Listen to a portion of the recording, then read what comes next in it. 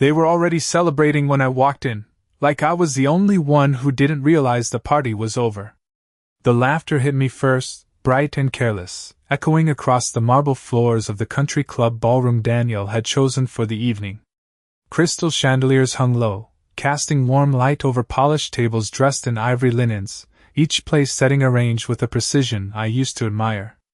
I paused at the entrance for just a moment, long enough to take in the scene, long enough to notice how no one turned to greet me. At 68, I've learned that silence can say more than any words ever could. I adjusted the sleeve of my navy dress, the one I'd carefully chosen for tonight, and stepped inside as if nothing felt out of place. Chloe spotted me first. Of course she did. She always had a way of noticing everything while pretending not to.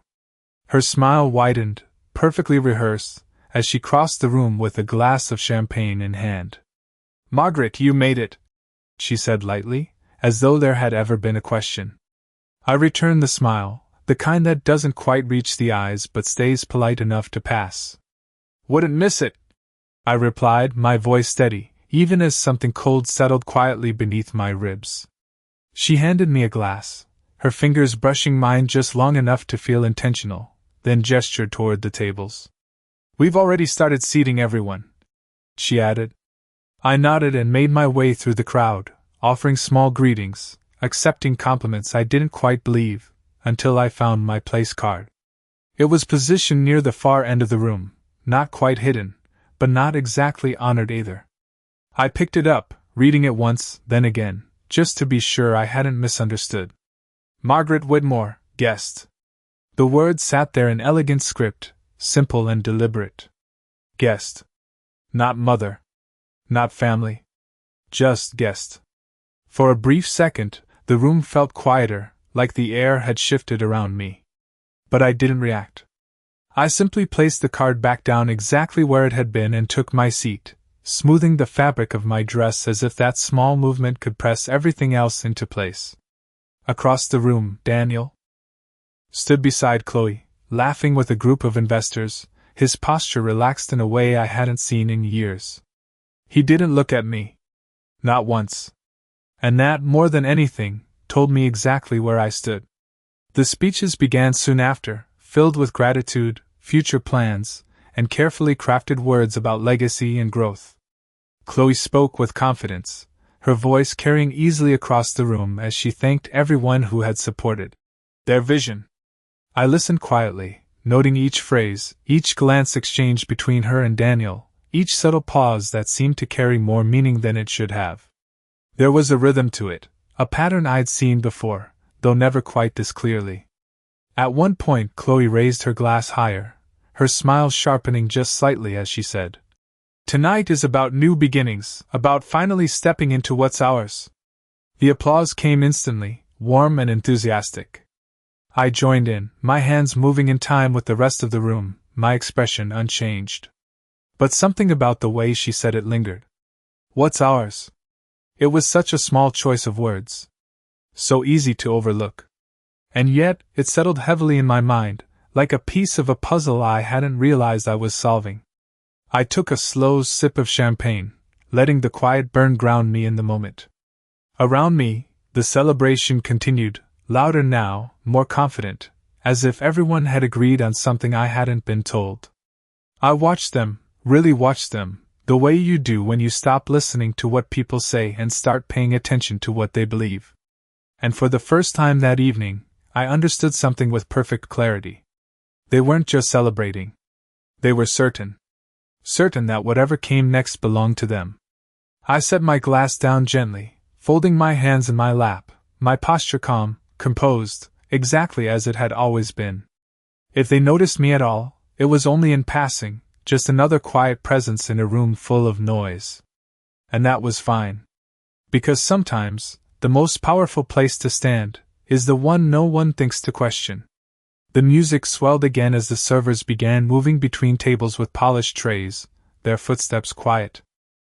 against the marble, their smiles practiced and distant, just like everything else in that room, and I found myself watching them instead of the people I had once called family because it was easier to study something predictable, something that did not pretend to be anything more than it was, and yet even as I did, I could feel the weight of the evening pressing in, not in a dramatic way, not in a way that demanded attention,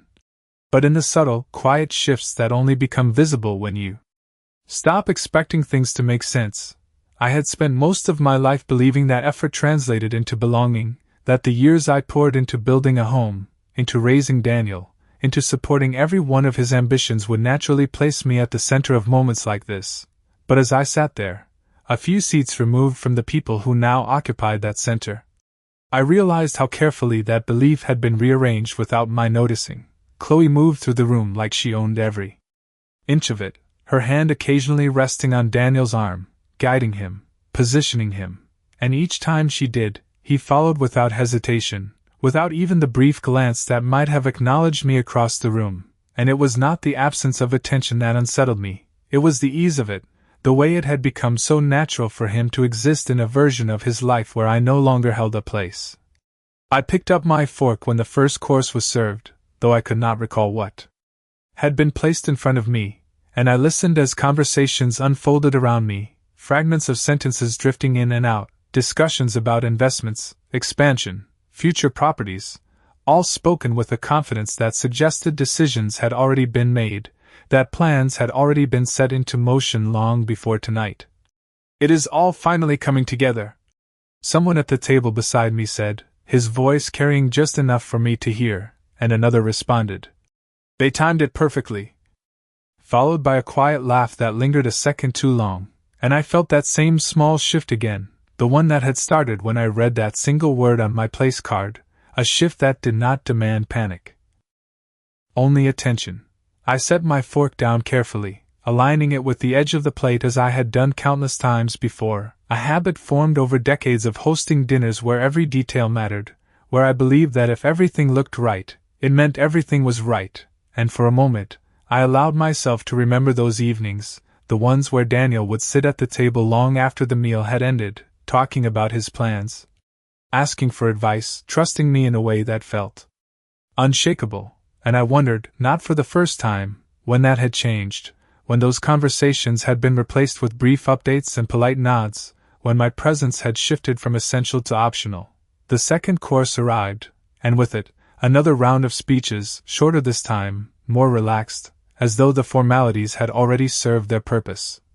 And I noticed how Chloe leaned slightly toward Daniel as one of the guests spoke about ownership and legacy, her expression tightening just enough to reveal something beneath the surface, something that did not quite match the polished confidence she presented to everyone else. And it was in that moment that I realized the evening was not just about celebration, it was about confirmation, about solidifying something that had already been decided, something they believed was secure. I reached for my glass again, letting the cool surface rest in my hand before taking a measured sip, and as I did, I allowed myself to stop looking at the room as a whole and instead focus on the details. The way Chloe's gaze occasionally flickered toward me before quickly shifting away, the way Daniel avoided any direct acknowledgement, the way certain guests seemed to speak more freely when they thought I was not paying attention, and piece by piece, the pattern began to form, not fully, not yet, but enough to understand that tonight was not the beginning of anything. It was the result of something that had been unfolding. Quietly, deliberately, for far longer than I had realized, I placed my glass back on the table, my movements steady, my posture unchanged, and I let the realization settle without resistance, without the need to immediately respond, because there is a particular kind of clarity that only comes when you stop reacting and start observing, and as I sat there, surrounded by laughter that no longer felt familiar, I understood that whatever they believed they had secured tonight, whatever they thought was already theirs, was built on the assumption that I would remain exactly where they had placed me, quiet, distant, and unaware. And that assumption, more than anything else, was the first mistake they made. By the time dessert was served, the room had grown louder, the kind of confident noise that only comes when people believe the outcome is already decided, and I noticed how easily the conversation shifted now, no longer careful or measured, but open, almost careless in a way that suggested there was nothing left to protect, nothing left to hide, and that was when I heard it clearly for the first time. Not as a passing remark, or a fragment carried by coincidence, but as a complete thought, spoken just a few feet away from where I sat. Once the transfer is finalized next week, everything consolidates under their control. A man said, his voice low but certain, and another replied, "It is a clean move, especially with her still listed as primary. It keeps things simple until the transition." Followed by a pause that lingered just long enough to matter, just long enough for me to understand that the her they were referring to was not a guess, not an assumption, but me. I did not turn my head, I did not interrupt, I simply allowed the words to settle, fitting them quietly into the pattern that had been forming since the moment I walked into the room, and for the first time that evening, the outline of their plan began to take shape, not in full detail, but enough to see the direction, enough to recognize the intention behind the confidence they carried so easily.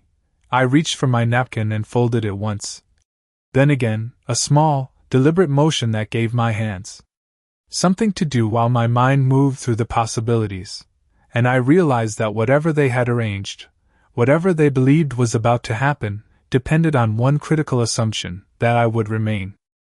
exactly as I appeared, present but uninvolved, acknowledged but not consulted, a name attached to documents without a voice attached to decisions. Chloe's laughter cut through the room again, brighter this time, sharper at the edges, and when I finally allowed myself to glance in her direction, I saw the way she leaned slightly toward one of the guests, her expression confident, almost triumphant, as she said, "It has been a long process, but we made sure everything was structured correctly." And there was something in the way she said it, something precise, that told me she was not speaking in general terms, she was speaking about something already set in motion, something she believed was beyond question. Daniel stood beside her, nodding, his posture relaxed, his attention fixed entirely on the conversation in front of him, and I studied him for a moment, not with anger, not even with disappointment, but with a kind of distant clarity, the kind that comes when you finally stop expecting someone to behave differently than they have chosen to be, and I wondered if he truly understood the structure she was describing, if he realized how much of it depended on things he had not questioned, or if he had simply accepted the version of reality that had been presented to him, one that placed him at the center without requiring him to look too closely at the foundation beneath it. The realization did not arrive all at once, it unfolded slowly, each piece connecting to the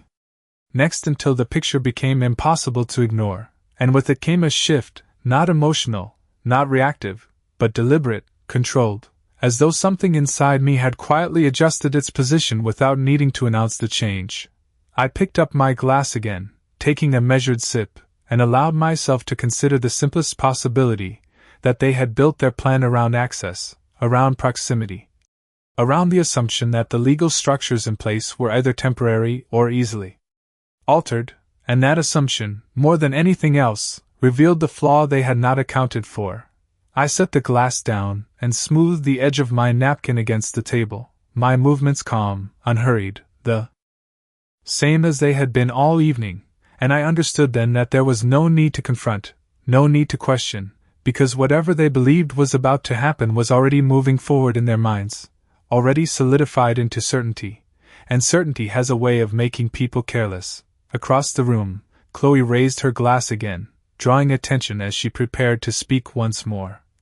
her voice lifting above the noise with practiced ease, and I watched her closely now, not as someone trying to understand, but as someone who already did, noting the confidence, the timing, the way she allowed just enough pause between sentences to let the weight of her words settle, and as the applause followed once more, I remained exactly where I was, composed, silent, and fully aware that whatever they thought they were about to take had never truly been within their control, not then, not now, and certainly not in the way they imagined. As the applause faded once again, I noticed something shift in the room, not in volume, but in tone, as if the evening had crossed an invisible threshold from performance into ownership, and that was when Chloe reached for the small stack of documents placed neatly beside the podium, her fingers resting on them with a familiarity that did not go unnoticed. "Before we continue," she said, her voice smooth, measured, carrying just enough authority to quiet the remaining conversations, "there is something Daniel and I would like to acknowledge, something that represents the next chapter for all of us." and I watched as several guests leaned forward slightly, their interest sharpened by the promise of something more than speeches and polite celebration. I remained still, my hands folded lightly in my lap, my attention fixed not on the words themselves, but on the confidence behind them, the certainty that whatever she was about to present would be received without question. She lifted the top document just slightly, not enough to reveal its contents, but enough to signal its importance, and continued, "As many of you know, the transition of assets and responsibilities has been a long process, but we are proud to say that everything is finally aligned." And there it was again, that same careful phrasing, the same assumption woven into every sentence, that alignment meant control, that transition meant completion. I allowed my gaze to move briefly across the room, noting the approving nods, the quiet smiles, the subtle exchanges between guests who believed they were witnessing something finalized, something irreversible. And it struck me how easily perception becomes reality when no one challenges it. Daniel stepped closer to her then, placing his hand lightly at her back, a gesture that might have once seemed reassuring, but now felt rehearsed, part of a larger picture that had been arranged with precision, and when he spoke, his voice carried a confidence that echoed hers. "We could not have done this without the support of everyone here," he said, pausing just long enough to let the gratitude settle before adding,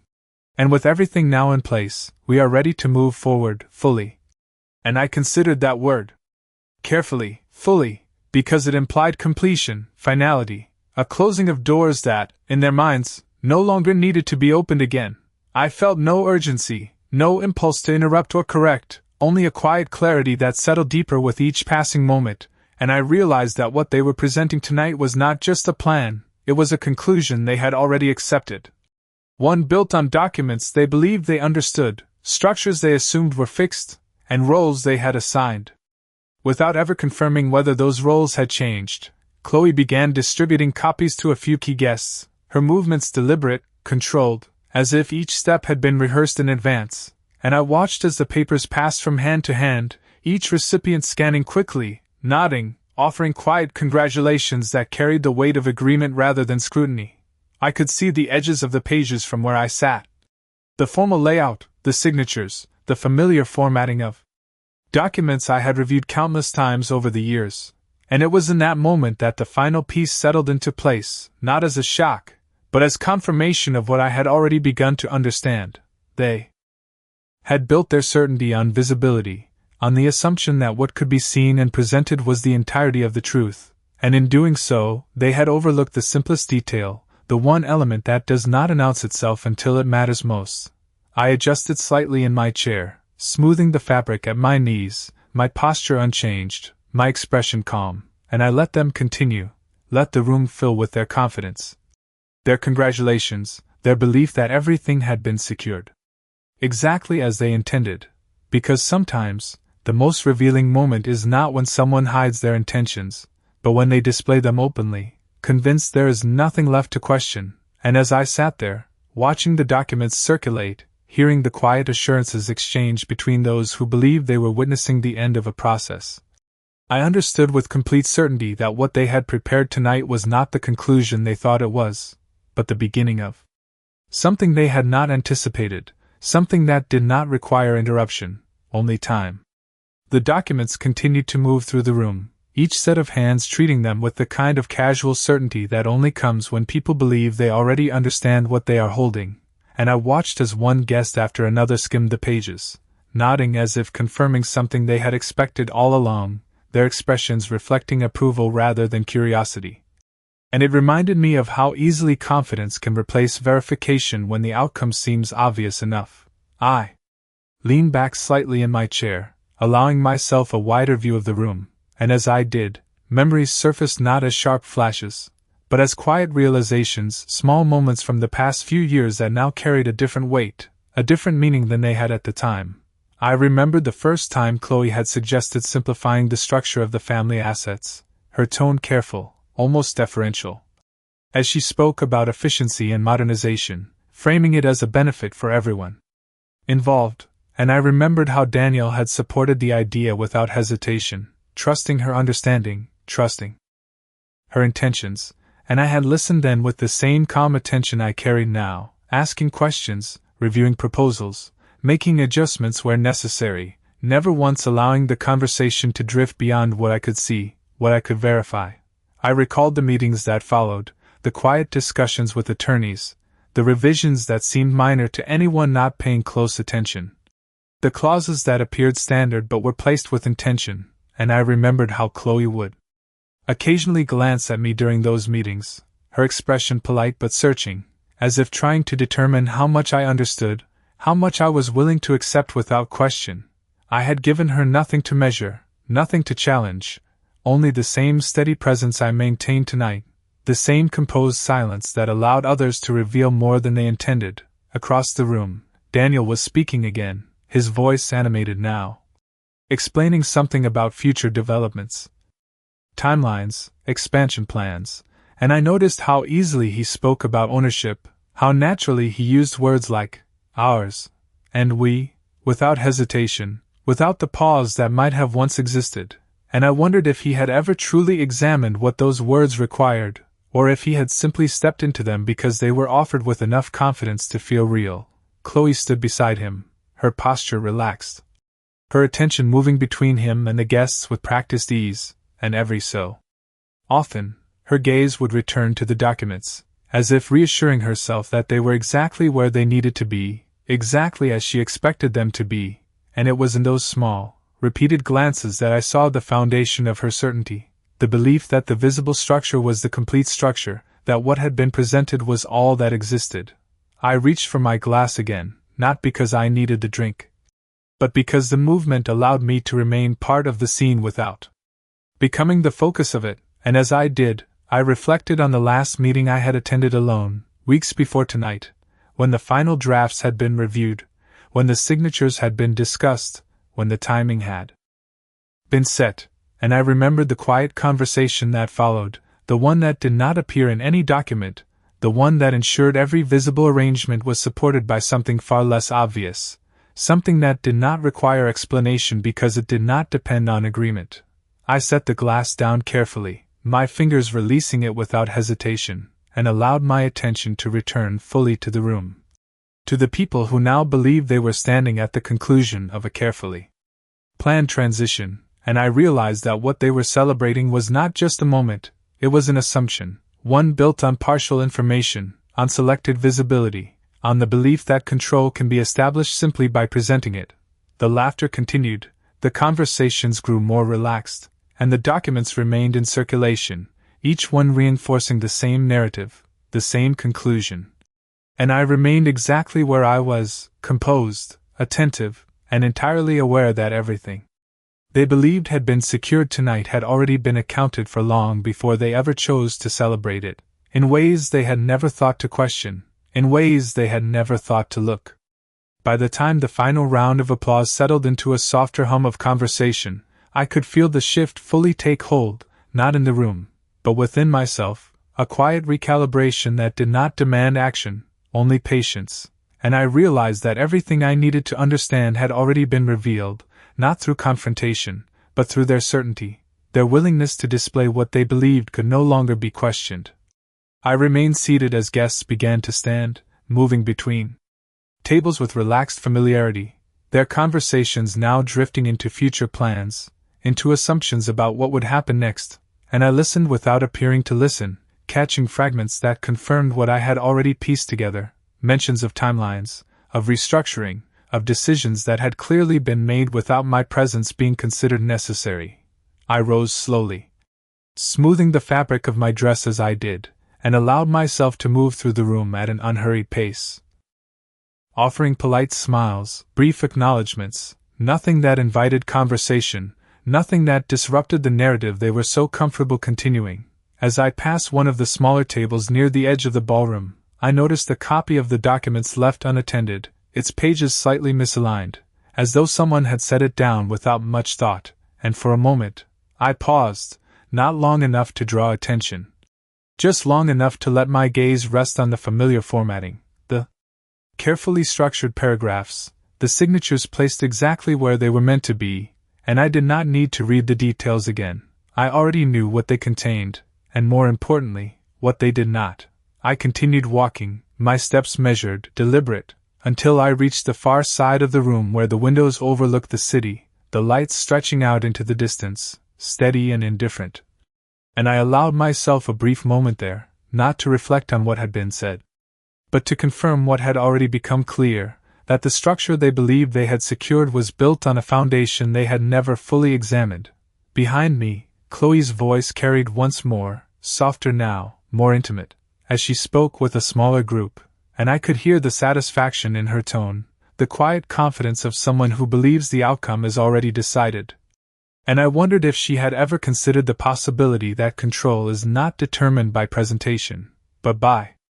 position, by what exists beyond what is visible, beyond what is shared. Daniel's laughter followed shortly after, lighter, more relaxed than it had been earlier in the evening, and I recognized it as the sound of someone who believes a burden has been lifted, who believes that uncertainty has been replaced with clarity, and I felt no need to challenge that belief, no urgency to correct it. Because sometimes the most effective response is not immediate, not visible, but timed precisely when it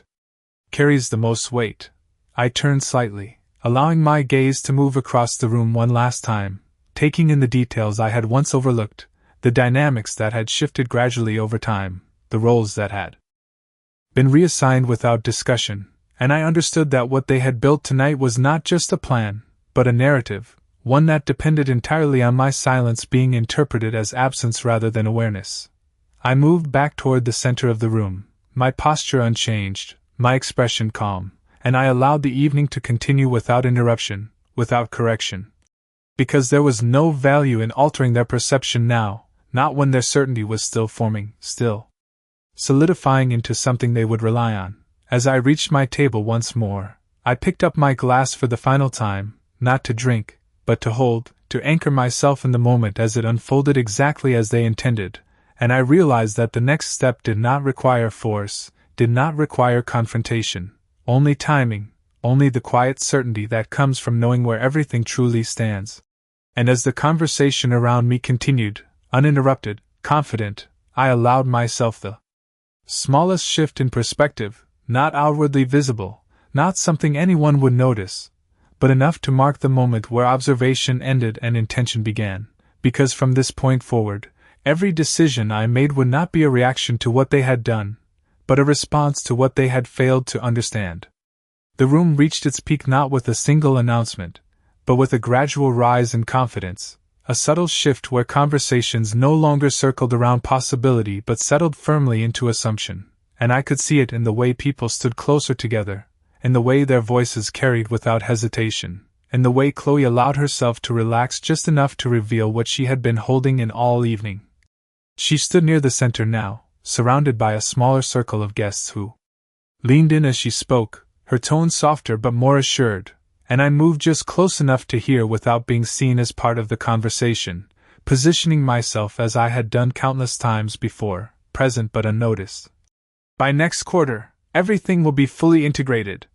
she said, her words precise, measured, as though she had repeated them enough times to believe them completely. And one of the guests nodded, replying, "That gives you full control, then." And there was a pause, brief but telling, before she answered, "Exactly." With a smile that carried no hesitation, no uncertainty, only the quiet satisfaction of someone who believes the outcome is already secured. Daniel stood beside her, his posture open, his expression lighter than I had seen it in years, and he added, "It has been a long time coming, but now we can finally move forward without complications." And the word lingered in my mind, complications, as though everything that existed before this moment had simply been an obstacle to be cleared rather than a foundation to be understood. I remained still, my attention fixed not on their words alone, but on the ease with which they were spoken, the absence of caution, the complete lack of awareness that comes when people believe there is nothing left to lose, nothing left to question. A man standing just behind Chloe lifted his glass slightly and said, "To new ownership," and the phrase was echoed by others nearby, a quiet ripple of agreement that moved through the group, reinforcing the narrative they had already accepted, and I felt no need to interrupt, no impulse to correct, because what they were celebrating was not a fact, but a belief, one that had not yet been tested against reality. Chloe's gaze moved briefly across the room, and for a moment, it met mine. Just long enough for recognition to register, and in that brief exchange,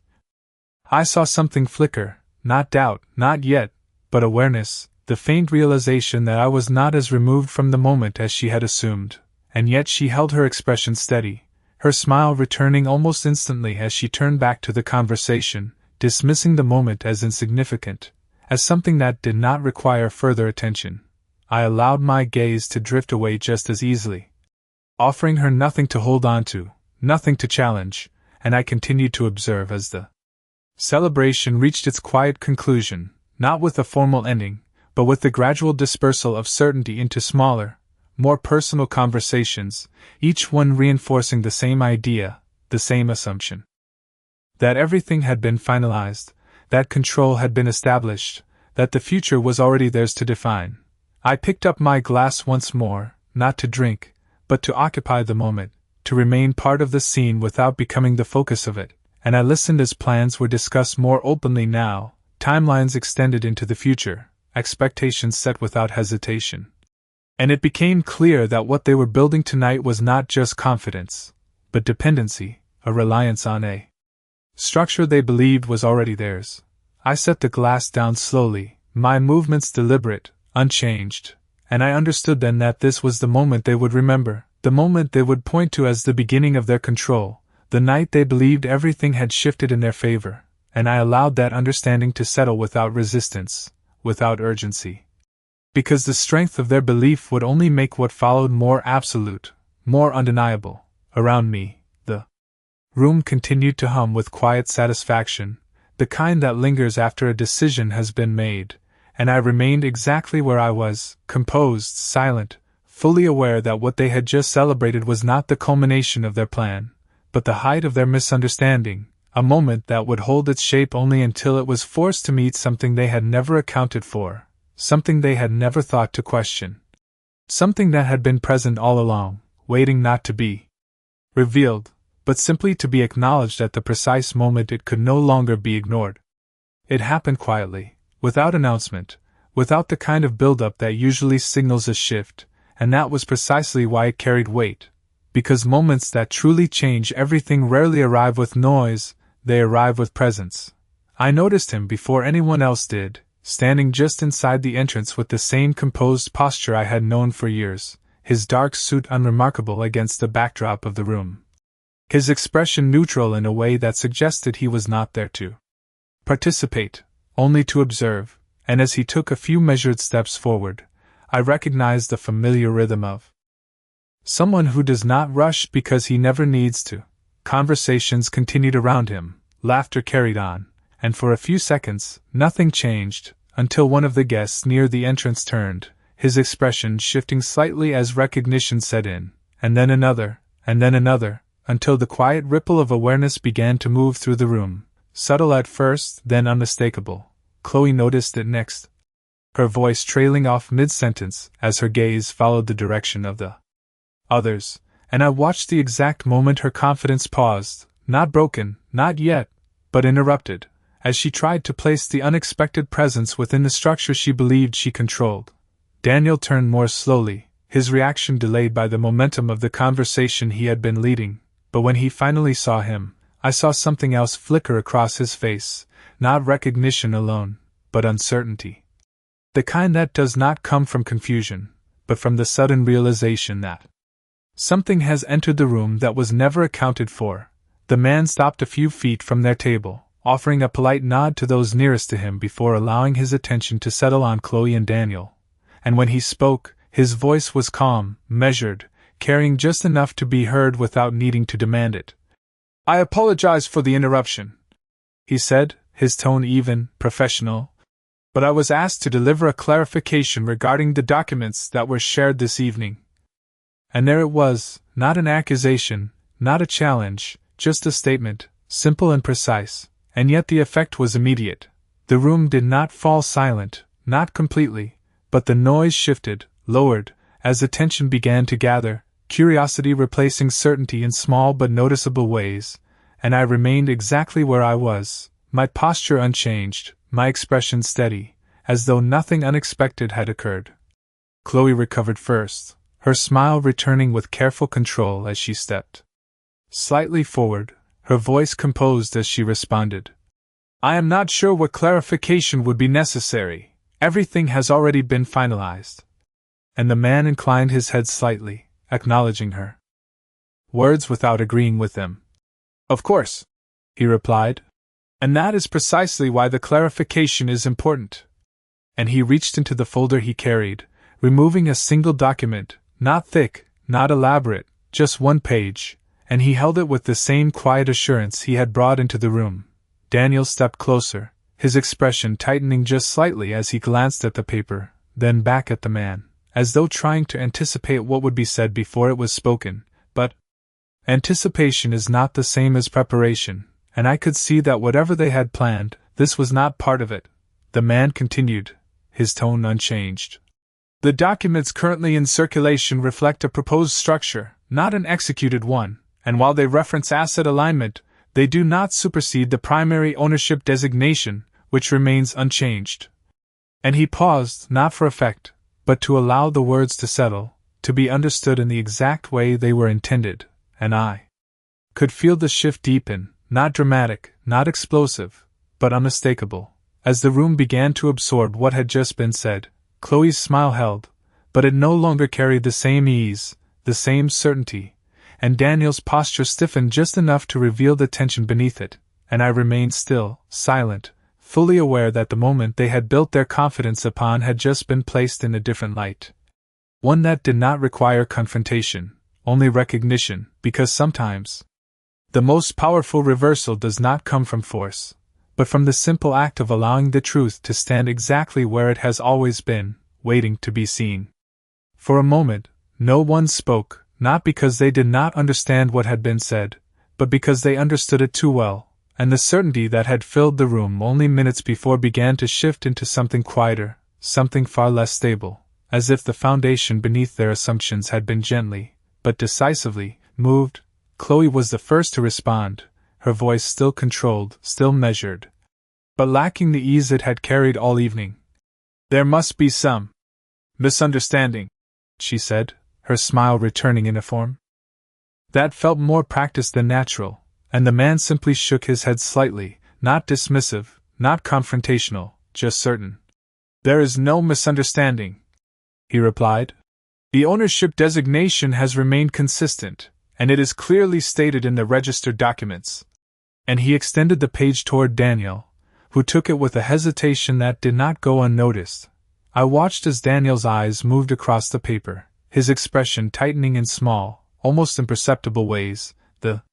kind of changes that only become visible when you are looking for them, and I could see the moment recognition settled in, not dramatic, not immediate, but gradual, like something he had known once but chosen not to revisit until now. Chloe leaned closer, her gaze following his, and for the first time that evening, her composure faltered just enough to reveal the calculation beneath it. The quick reassessment of everything she had believed to be secure, everything she had presented as final.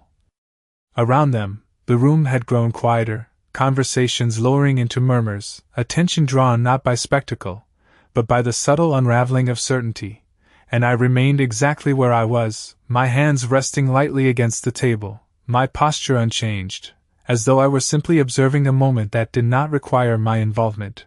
Daniel looked up then, his eyes scanning the room briefly before settling in my direction. And there was something in that look that had not been there earlier. Not guilt, not yet, but awareness, the realization that the narrative he had stepped into was not complete, that there were elements he had not fully understood, and I met his gaze without reaction, without accusation, offering him nothing more than the same quiet presence I had carried all evening. Chloe straightened slightly, her voice returning with a sharper edge as she addressed the man again. If that is the case, then why were these documents prepared in this way? And he answered, without hesitation,